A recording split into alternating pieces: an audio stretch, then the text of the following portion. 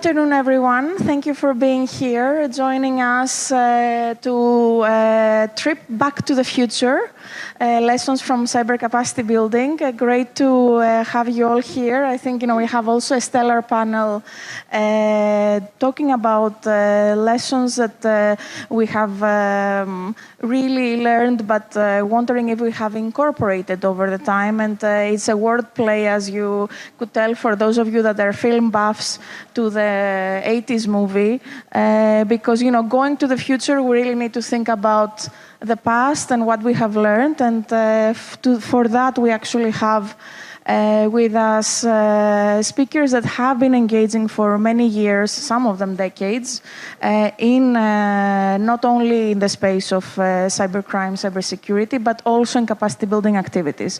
So it is an opportunity to really think through also our collective path in this, and also see how we can actually integrate them to do better. I'm Nagia Parampaliou. I'm the Executive Director of Cyber Lab International and program team of GC3B.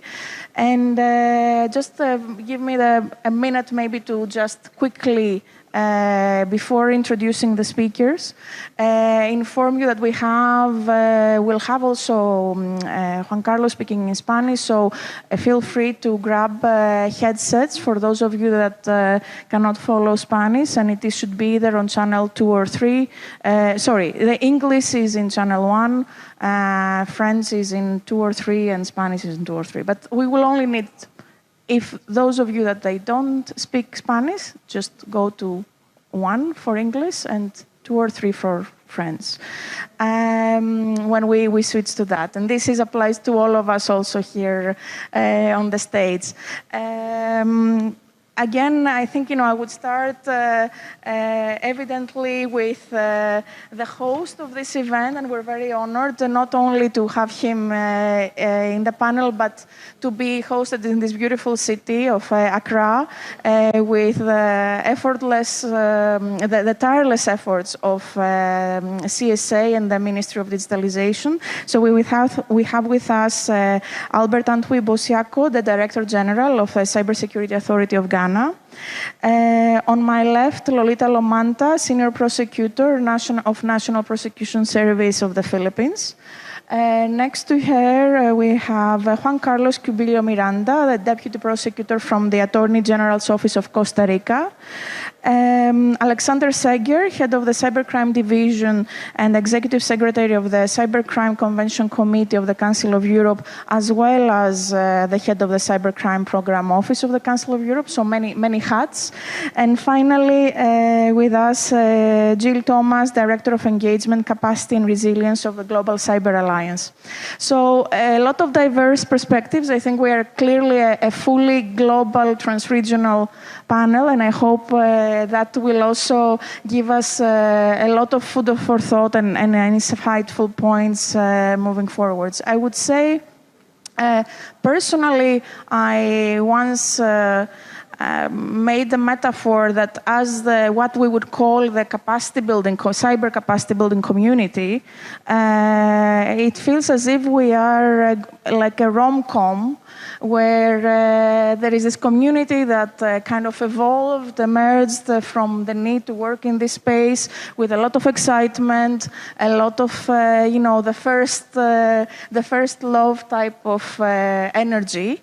Moving into the normalization, let's say, doing things as we go about, a bit learning lessons, not necessarily always learning from each other or integrating others. And then as the community started to grow with new actors and so on, we are also seeing that there are different attractive propositions, either in the ways of working or methods or partners and so on. So let's see, in this stage, let's say, of the movie, before we go to the next stage, and hopefully we are already on the path for cyber resilience for development, which is also the theme of the conference.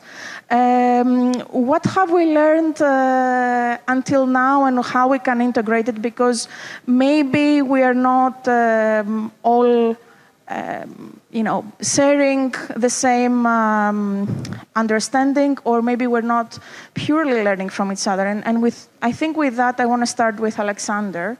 You have immense experience in capacity building broadly. I think, I would give a shout out to Alexander, has one of the topical most thought leadership papers in 2013 on cybercrime capacity building, that if you haven't read, you should, because he has said it all there. And maybe actually 10 years on from also the creation of the Cybercrime Program Office of the Council of Europe, it's quite an important point to give us your insight, your perspective of how the ecosystem has evolved, what are the key points, and how is actually, is integrated, or it has always been for some parts of the, let's say, community with development practices, and what are challenges and opportunities you see? Thank you, Naya. Philippines, Costa Rica, Ghana, Paraguay, and many others are participating in the Global Action on Cybercrime program. And I just want to return something to Naya, because she was for many years our main counterpart in the European Commission, to the driving force there for the GLACY project. So I think we should also thank Naya for that.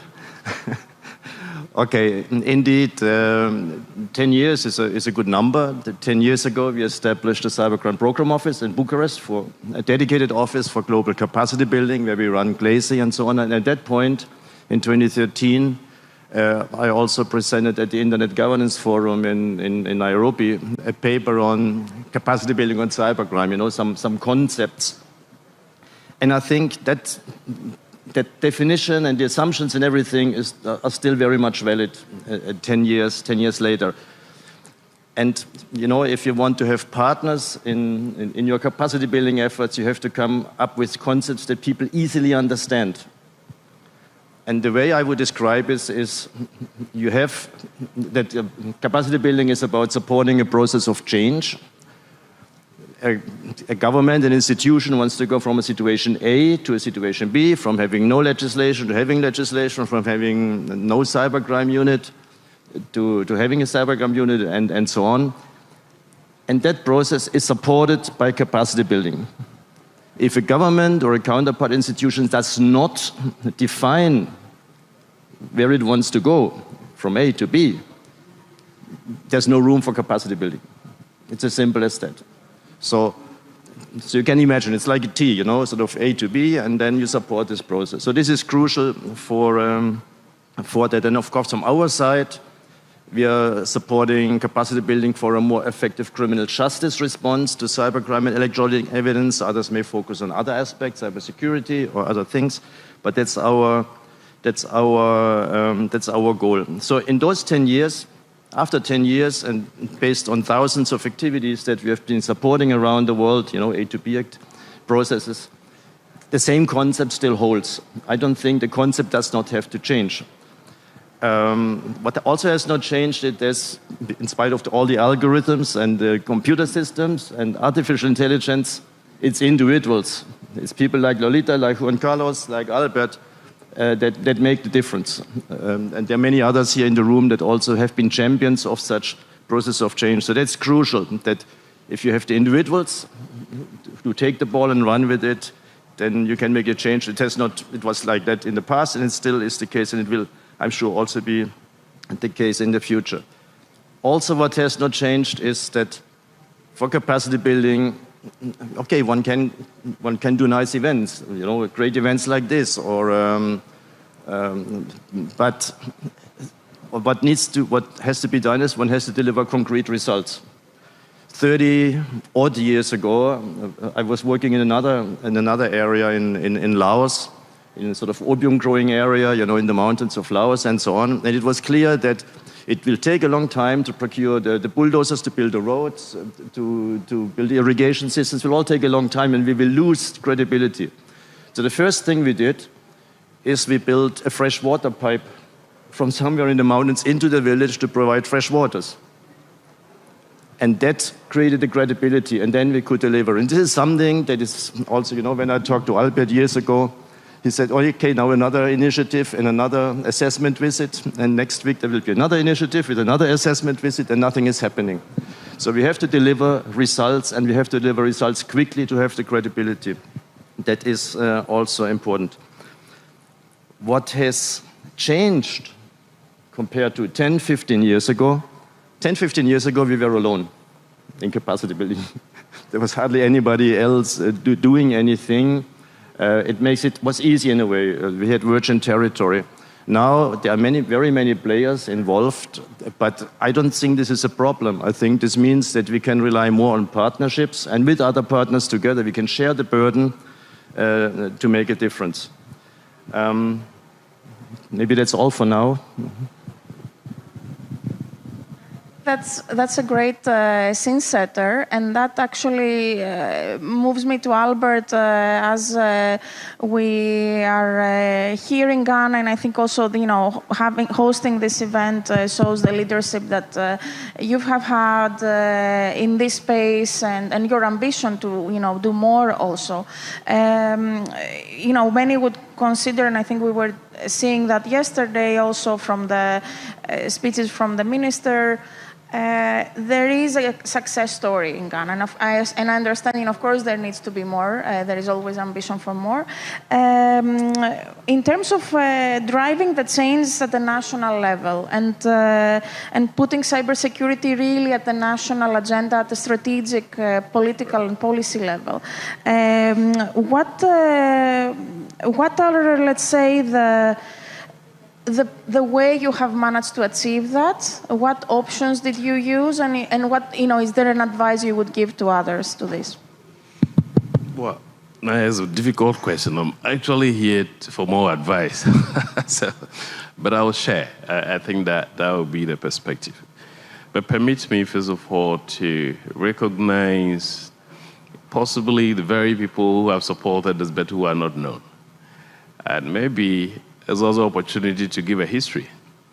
I think even my fellow citizens thought my association with the Budapest Convention started with my national appointment. No, when I was a private sector person, it's over a decade since I met this gentleman. Possibly the first time, Alice, you visited the country, right? That was 2013, March. That was the first time.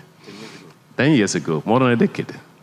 That was when the conversation on the Budapest Convention started, with a visit to the then Minister for Communications, Honorable Omane Boama. A bit of history. So this work is not a government work, it's a passion that started even as a private sector person. And Alex, over a decade, I think you're here to witness the results. I want to thank you for that.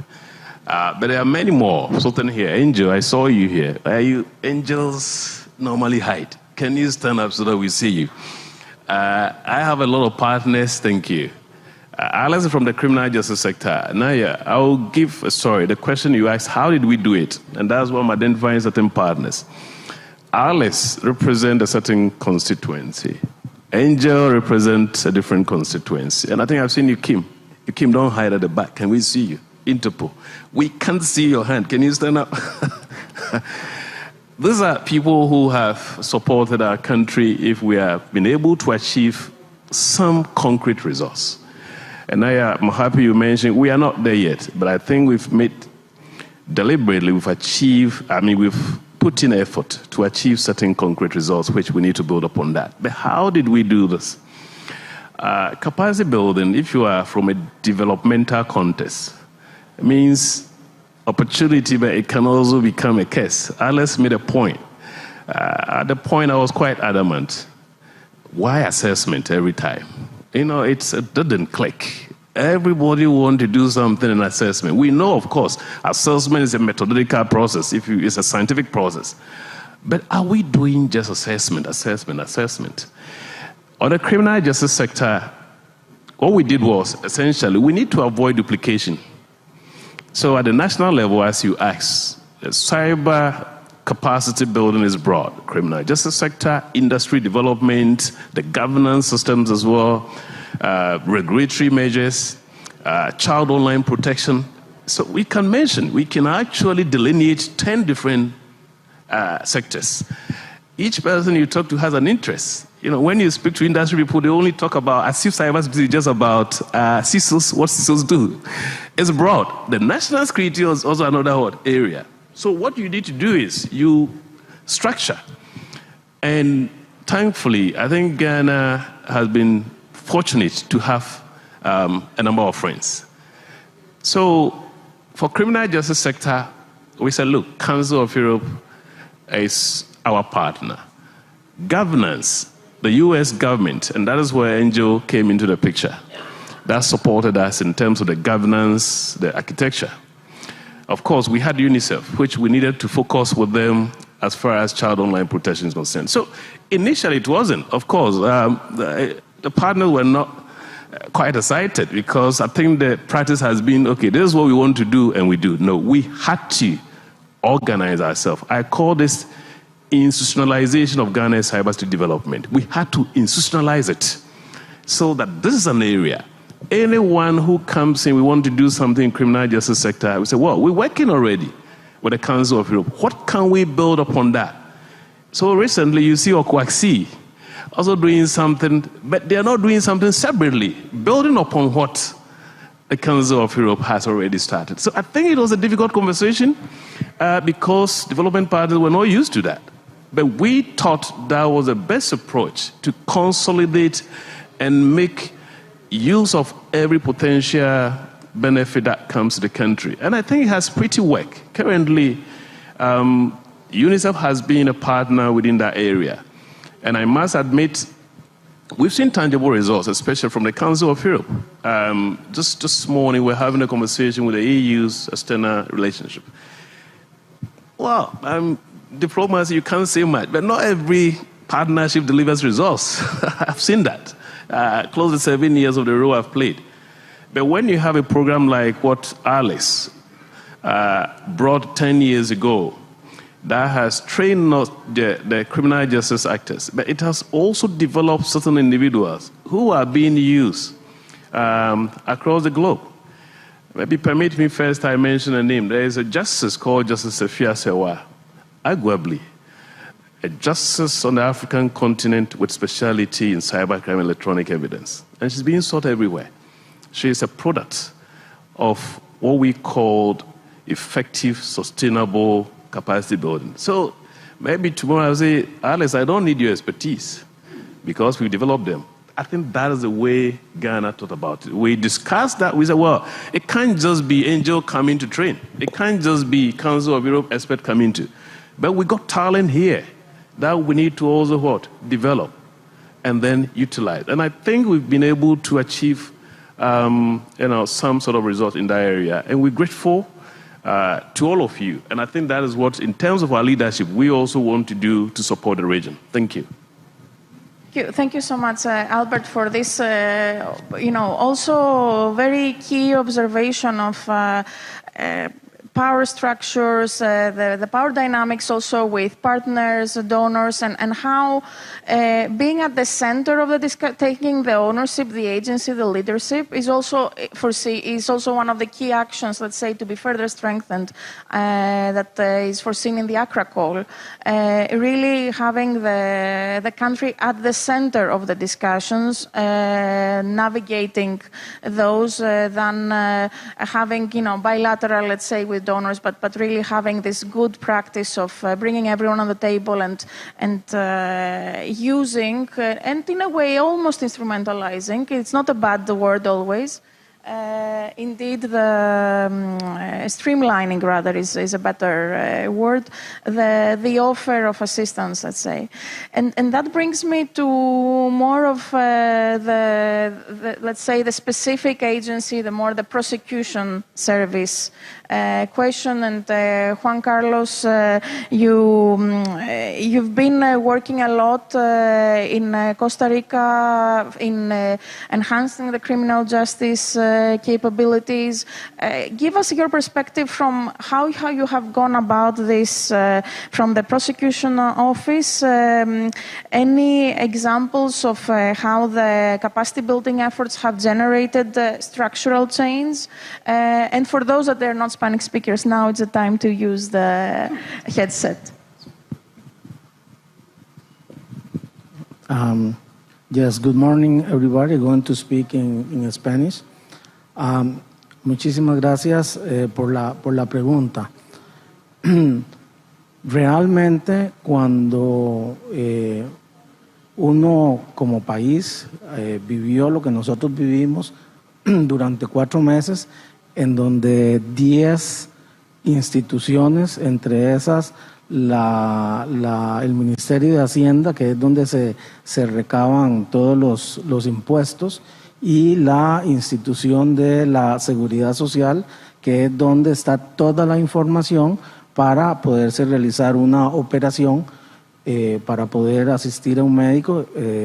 Cuando durante 4 meses estas instituciones están cerradas, prácticamente bloqueadas por un ataque de un ransomware, es cuando la capacidad cibernética, es cuando esa respuesta de haber creado una capacitación y haber actuado en la parte también, en la parte penal, que es donde me corresponde, pero que también en algún momento tuvimos que unirnos con la parte política, es cuando vemos la relevancia de este tema.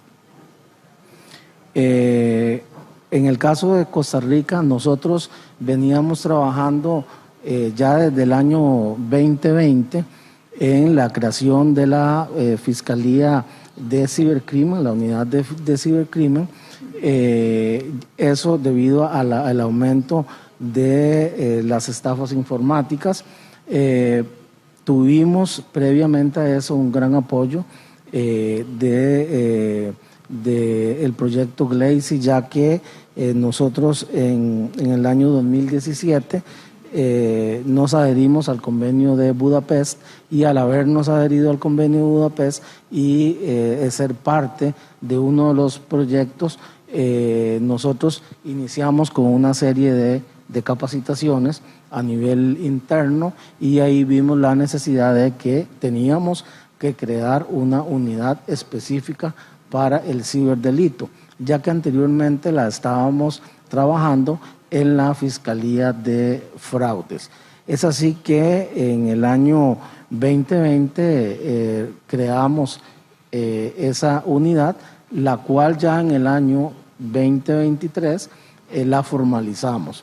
Paralelamente a eso se dan los ataques un 27 de abril del año 2022, en donde prácticamente empezaron todos los ataques extorsivos por parte del grupo Conti, donde instalaron ransomware en las instituciones públicas, y prácticamente teníamos un nuevo presidente, pero apagaba todas las instituciones durante 4 meses. Entonces tuvimos que trabajar con la parte, por ejemplo, nosotros la parte penal desde la Fiscalía, pero también ayudar y coordinar con las instituciones del Estado para crear políticas de ciberseguridad.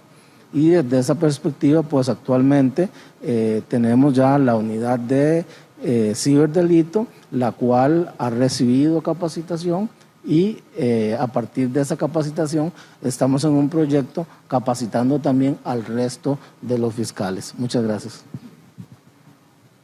Thank you. And I assume there might be a lot of follow-up questions from the audience on the your experience indeed in dealing with the massive attacks. I think it's a great point to really take away on exactly how capacity building can really help in the institutionalization, the creation of the right bodies with the creation of the cybercrime unit in the prosecutor office, and we've seen that also in other spaces. And that brings me, Lolita, to you more as we're shifting to, let's say, the nuts and bolts also of implementation. In terms of lesson concretely, you've been a trainer not only in the Philippines but all around the world with different programs and partners. How did the Philippines made sure that the outcomes are turned into sustainable training programs? Because I think, from your experience as a trainer, you have a lot to share in that regard. And would you give any advice on the challenges you faced? What was the approach in, let's say, developing a training program and your experience to date? Okay, let me start by saying hi to you. It's really very nice to finally meet you in person. So warm greetings to everyone and to all the members of the panel. I am here in my capacity as one of the trainers of the Department of Justice, as well as a former trainer in 3 programs of the Supreme Court of the Philippines. I'll just give you a little background as to how we started. The capacity building initiatives, activities in the Philippines. As a little background, we were invited to accede to the Budapest Convention in 2011. We came out with our national law on cybercrime in 2012, which was challenged on the ground of constitutionality. But in 2014, the Supreme Court declared the Cybercrime Prevention Act as constitutional except for certain provisions. But Alex, I do not know if you know this, even before you started your GLACY project in the Philippines in 2014, we already had our first cyber capacity training in 2012 in the Supreme Court, right after we came out with our law. So we were on our own at the time then. So we were ready, Alex, as early as 2012. Then came the Council of Europe in 2014. So we received the training. And then we submitted our accession papers, I think, in 2016. And then in 2018, we came out with our rule on cyber warrants. So let me just say that there are 2 major institutions in my country that provide cyber capacity trainings to the criminal justice sector. I'm talking in the context of investigation, prosecution, and adjudication of cybercrime offenses defined and penalized under our laws. So these 2 institutions are the Philippine Judicial Academy or PhilJAO, the Supreme Court, and we have the Department of Justice Office of Cybercrime. Now, the Philippine Judicial Academy is the training school for justices, judges, lawyers in the Philippines. Its main function is to provide continuing legal education to justices and judges. Okay, for cybercrime trainings, the Philippine Judicial Academy has a pool of professors. They are full-time justices, full-time regional trial court judges. They also have in their team law experts on information and technology. They also have private IT consultants.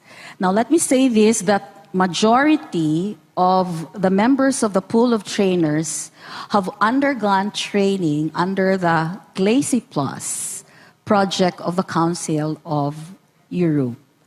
Okay, now, how did we localize the training and how did we implement it in the Philippines and how did we sustain it over the years since we started doing it as early as 2012? What happened was we were very fortunate because we didn't really start from scratch, Alex. The training curriculum was adopted from the standardized judicial training course introduced by the Council of Europe. It was to tweak it, tailor it to suit the Philippine setting.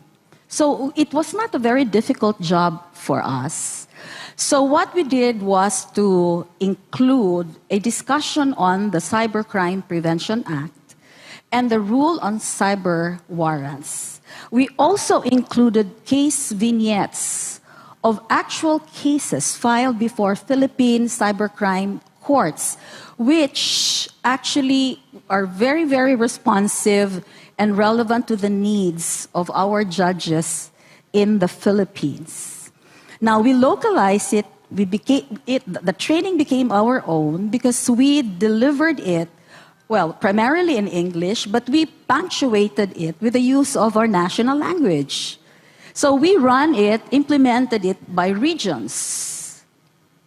Okay, so first stage, we had our judges in our 147 cybercrime courts. So we have a specialized court that hears cybercrime cases, and there are 147 of them spread all over the Philippines. So training started in 2018. Then came all executive judges in all the 12 judicial regions in the Philippines. And now we are training family court judges. So what primarily is the jurisdiction of family court judges? They adjudicate cases involving children. Now we have so many cyber-enabled crimes affecting children. Primarily, we have online sexual abuse and exploitation of children. And based on the records of cases reported to the Office of Cybercrime, that occupies the #1 spot. So we have to capacitate our family court judges too. So that is what we're doing now. And so far, I think the Philippine Judicial Academy has trained around 700 judges, and they still continue to do that. Now, the challenge here is we have a growing number of judges now. So how do we ensure that we are able to sustain legal and judicial education to our judges? We're very fortunate that last year they came out with a bench book for commercial courts. And there is one chapter there that's allocated for cybercrime, rule on cyber warrants, and electronic evidence. That should ensure sustainability. On the other hand, moving forward, in the Department of Justice, the pool of trainers actually came about because there was a department order issued by the secretary designating us, there are around 10 of us, as members of the pool of trainers, and all of us also underwent trainings on cybercrime and cyber-related laws, and all of us are products of the trainings introduced under the Glacy Plus project of the Council of Europe. The good thing about us, members in the pool of trainers in the DOJ, is that we have a very good working relationship with the trainers in the Philippine Judicial Academy. As a matter of fact, in some of our trainings, we bring them in, we invite them, especially on one program that we do up to this day. As a matter of fact, we just completed this training, basic judicial training. And this basic judicial training is actually a training curriculum developed by the Philippine Judicial Academy in cooperation with the DOJ Office of Cybercrime, inspired by the Glacy Plus project of the Council of Europe. You know, I can't stop but acknowledge the work of the Council of Europe, the Glacy Plus project of the Philippines, because truly they planted the seed. But Alex, you have to know that the implementation of the basic judicial training now is being supported by the US DOJ Office of the Prosecutorial Assistance Development and Training. But you planted the seed and they carried it on. Okay, so we actually do 3 basic trainings in the Department of Justice. One for our law enforcers, that's the first responders, cybercrime course, training of trainers, because we intend to develop a cadre of trainers in cyber incident response. Their task is to cascade and instruct their colleagues in their respective jurisdictions on how to process a cybercrime scene. And we're successful in doing that. We have covered all judicial regions in the Philippines, but the issue here is there's a fast turnover of personnel. They get reassigned. So what we do is we're doing it all over again, but we have to develop more trainers for the program to be more sustainable. We also do cybercrime investigation training, and this is for law enforcers and prosecutors. We put them together. We do this by region. We don't bring them to the capital because that is going to be, that's not going to be cost effective. So the trainers are the ones who go to the region. So we bring law enforcers and prosecutors together. That definitely will enhance collaboration and networking, especially because now in the Philippines, one initiative, one reform introduced by the new leadership is that prosecutors and law enforcers must work together in case build-up. So we already started doing that. And the last one is the basic judicial training. You might think it's a duplication of what the Supreme Court does. No, it's not duplication. We support the program of the Philippine Judicial Academy. I think that's it for now. I spoke a lot, right? It is, but it's prosecutors. I cannot stop the lawyers, but it's a very good. It is a very good segue, and maybe I think you really touched upon the scalability potential.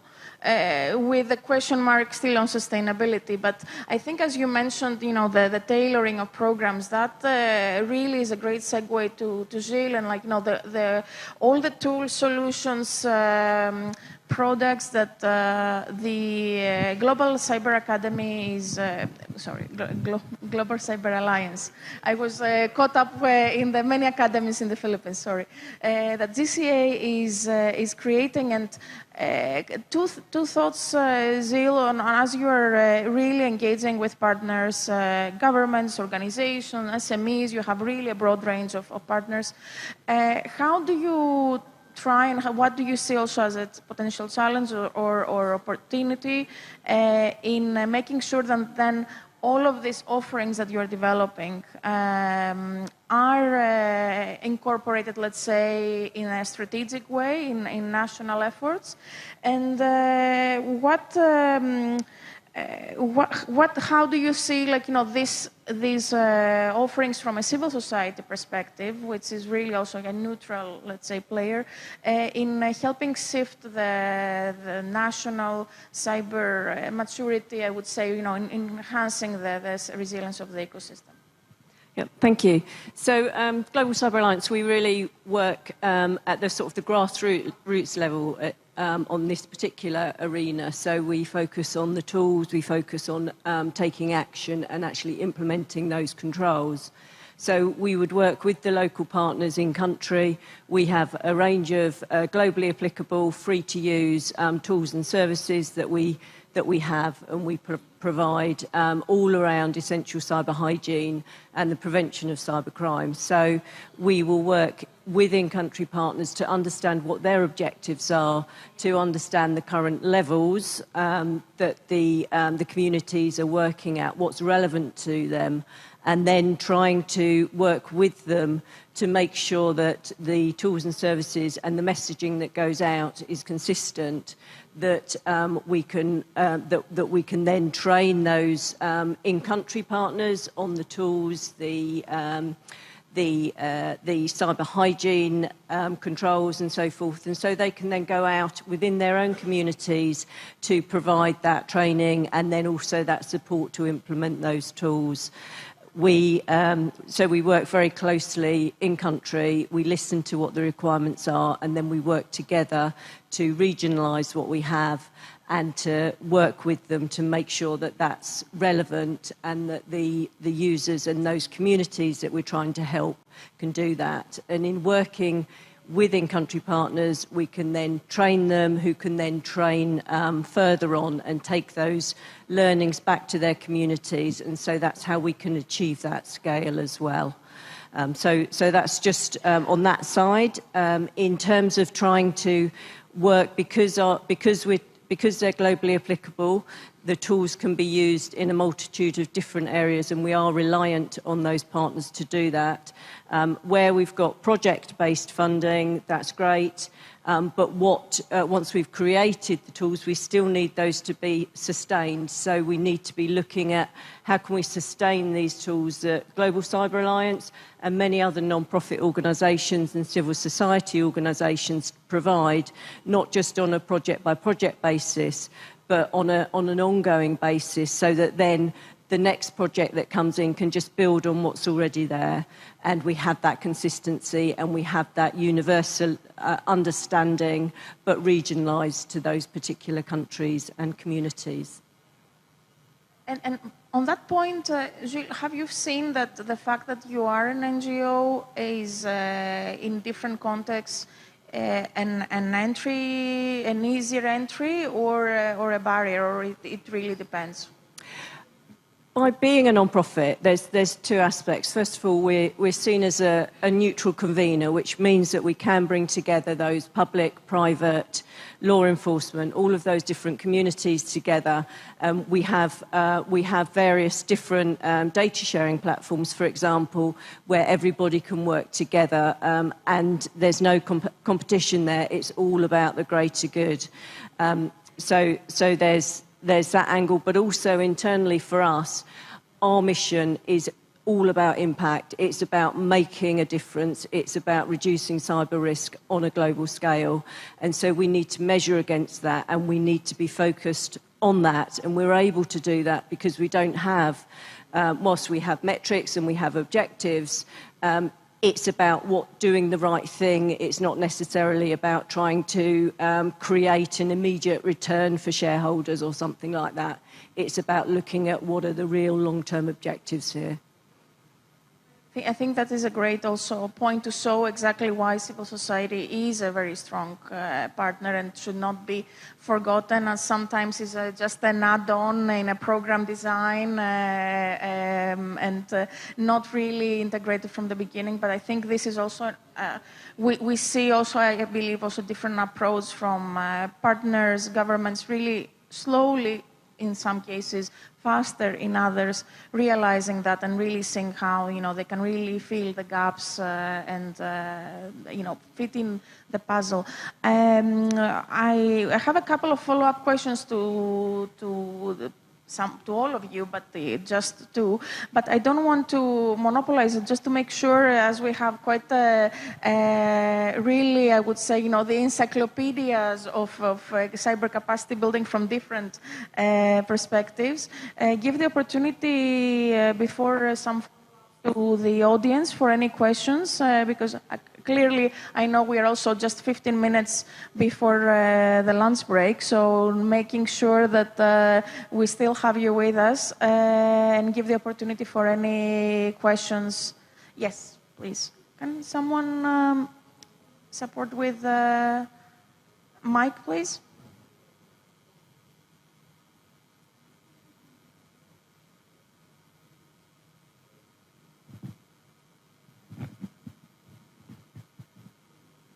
Hello.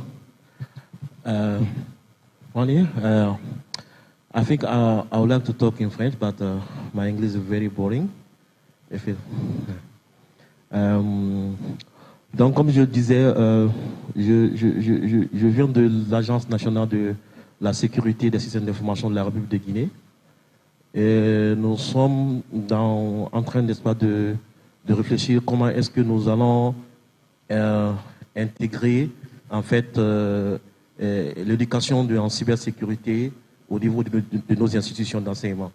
Maintenant, je veux savoir, compte tenu de vos expériences, je ne sais pas quelle serait, n'est-ce pas, la meilleure façon de pouvoir, n'est-ce pas, arriver, n'est-ce pas, à cet objectif-là, pouvoir faire en sorte que la cybersécurité soit prise en compte au niveau des institutions d'enseignement du pays.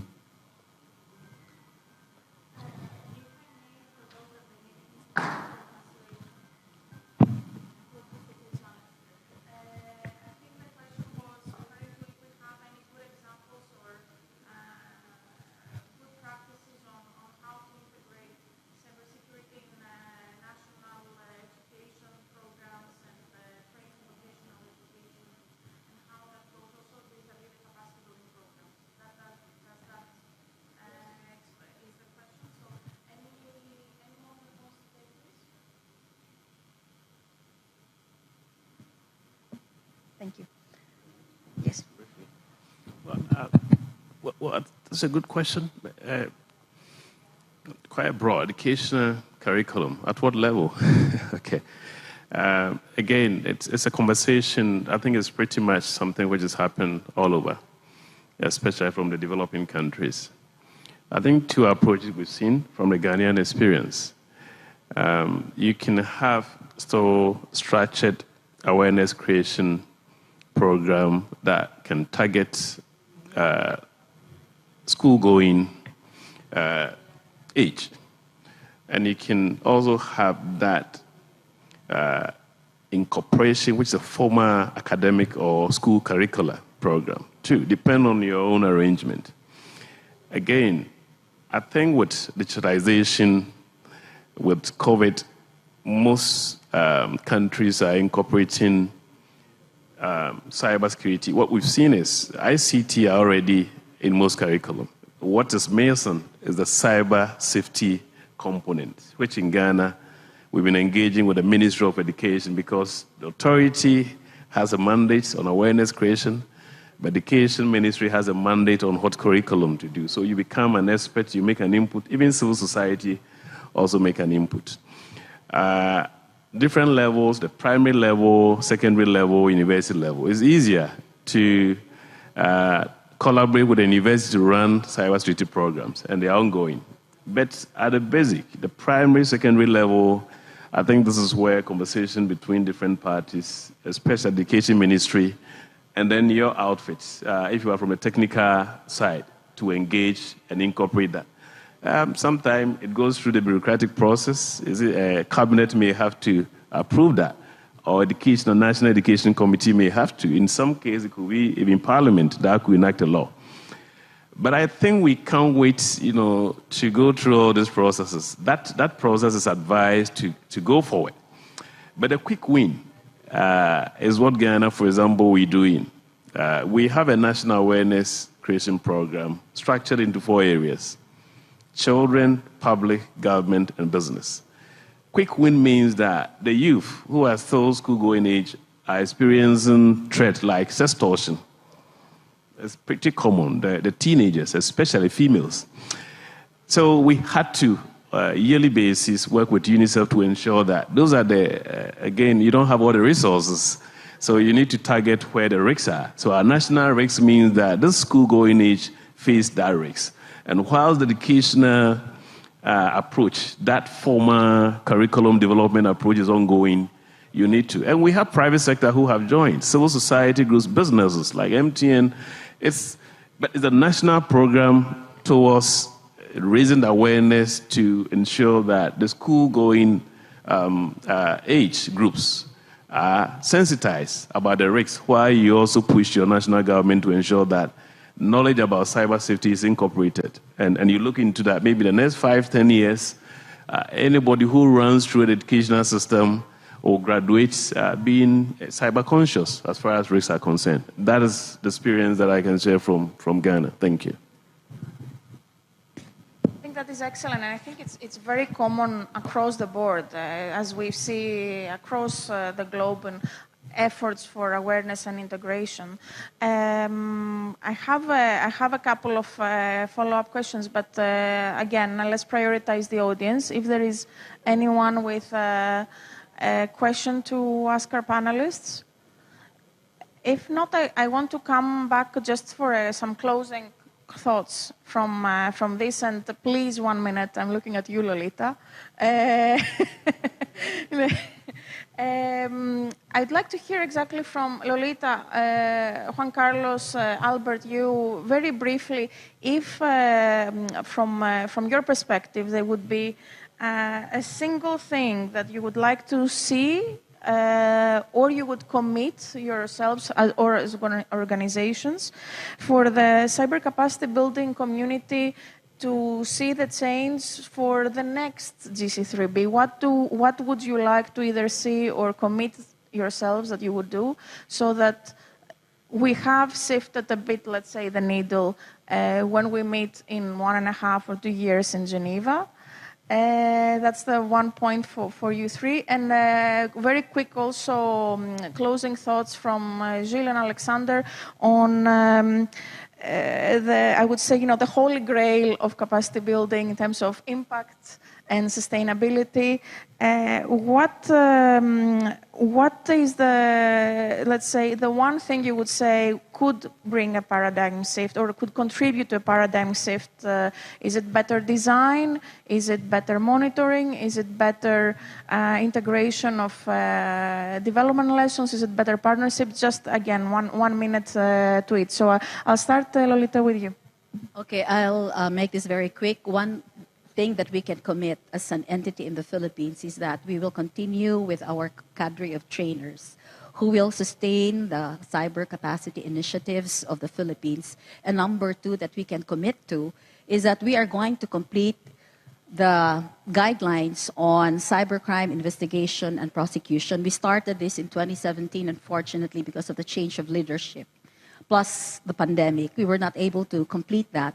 But we reconvened the technical working group this year, and hopefully we will be able to come out with the guidelines because we want to have a standardized procedure in terms of investigation and prosecution of cybercrime offenses, which will be a reference material for our law enforcers and prosecutors. So we intend to come out with that second quarter of next year, and we wish to have that as a template to our ASEAN neighbors. Sí, gracias. Bueno, desde la parte de la Fiscalía, considero que lo más importante es continuar con la capacitación de todos los fiscales, y un aspecto muy relevante es lograr que los proveedores de servicio nos den la información. ¿Por qué? Porque hemos ido a muchos talleres en donde hay proveedores de servicio, estamos hablando de Meta, Google, WhatsApp, etcétera, que nos dicen que nos dan la información de acuerdo a que ellos como una buena voluntad nos dan la información. Entonces, el tema es lograr que los fiscales y los investigadores puedan obtener esa información, porque en el caso de Costa Rica, los fiscales y la policía no tenemos esa posibilidad, aunque ellos dicen, sí, ocupas una orden de un juez, pero nosotros por nuestra legislación, un fiscal o un policía puede pedir esa información. Desde esa perspectiva, pues estamos trabajando en el tema. La semana pasada estuvimos en un taller en Chile, en donde habían muchos proveedores de servicio y nos decían sí, al final de cuentas sí, pero es de acuerdo a nuestra voluntad. Y la opinión de todos los trabajadores o los fiscales e investigadores es que al final de cuentas no nos dan esa información. Esperamos que con el segundo protocolo del convenio de Budapest podamos avanzar. Y desde la parte pública es que se tienen que tener políticas públicas en ciberseguridad.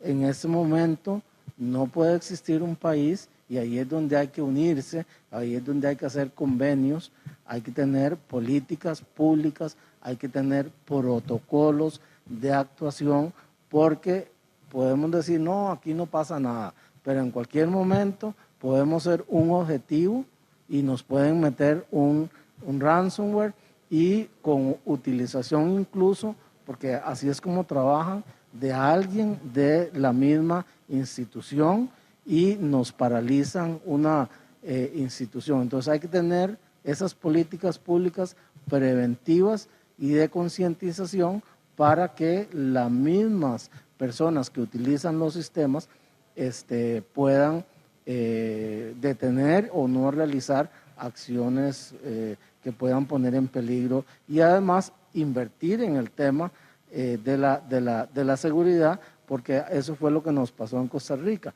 que estábamos muy retrasados y al final de cuentas tuvimos que poner unos protectores y ya con eso logramos levantar los sistemas.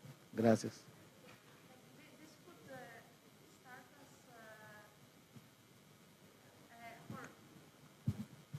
We could continue now this for another hour on this point, but I think it's a really important takeaway also on the cooperation and how do we enhance cooperation. Albert, I will plead also Alexander and Gilles, 1 minute, your closing thoughts on exactly what would be the one thing you would say you would need to see or commit to for the next? Well, I think national prioritization is key, based on gaps, based on the national risks, national threats. First things first, resources are always limited. But ultimately, I think that is why countries are advised to have their national cybersecurity strategies. 5-year strategy, first year, what are your first things first? And I think that will be a guidance. You get then capacity building, coalition, Council of Europe, World Bank, everybody around. And I think you can make solid progress. Thank you. Thank you. Gilles, your 2 cents on the holy grail of impact and sustainability? Yeah, certainly. So recognising that cybersecurity is fundamental to the achievement of the Sustainable Development Goals, and recognising that taking action and implementing the recommendations is key, recognising that civil society and non-profit organisations play a really important role in here, and their sustainability has to be maintained. We're looking at Common Good Cyber, which is an initiative that we're just about to look at, but it's that underlying infrastructure that is dependent on so many non-profit organisations, and it's ensuring that that is maintained and that is continued to allow all of these projects and programs and the development of the internet and the digital economy and so forth to survive and flourish. So really it's that, I would say. Thank you. That's fully in sync with of course, the conference. And Alexander, final thoughts?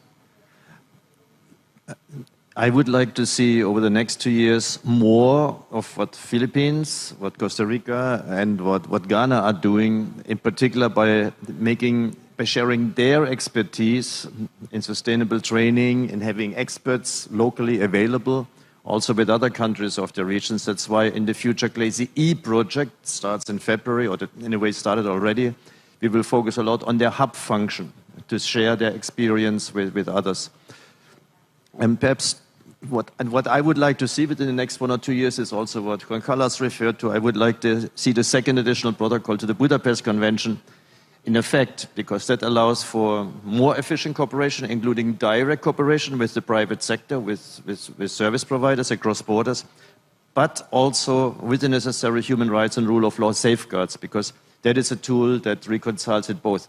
And as a final comment, I don't like the term technical assistance, because it means there are some people who teach those who don't know. That's not the case. We have partners that we work with, and I also don't like the term beneficiaries. Should also be replaced by partners in capacity building. Thank you. Thank you. And I think on that very poignant point, for those that they have not read the ad hoc committee on cybercrime latest draft from a couple of days ago, I think indeed the chapter on technical assistance that refers to capacity building is an interesting point, because we have also not really necessarily taken the lessons of development cooperation in this terminology, because, words matter. They really carry really a lot of weight on partnerships versus donors and beneficiaries, and on capacity development versus technical assistance and technical aid that was even earlier days. Please join me in thanking our stellar speakers, and luckily for us, it is lunchtime, so we can also hunt them down for more bilateral discussions if you wish. Thank you all, and enjoy the rest of the day.